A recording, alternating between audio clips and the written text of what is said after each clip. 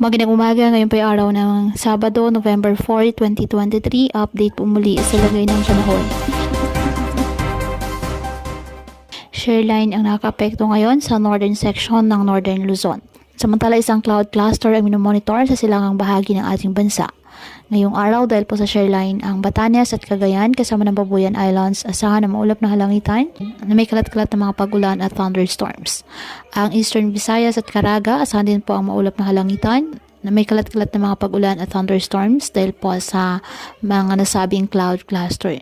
At ang nalalabing bahagi ng bansa kasama ng Metro Manila, apektado po ng mga localized thunderstorms. Kaya patuloy po na pinag-iingat ang ating mga kababayan sa banta po ng mga pagbaha or landslide, lalo na kapag may malalakas na ulan, at ugaliin po na magdala palagi ng payong o kahit anong panangga sa ulan kapag lalabas ng ating mga tahanan. At yan po muna ang update sa lagay ng panahon ngayong araw. Muli patuloy po tayo na mag-ingat at palaging tandaan, God loves you. Stay safe and God bless.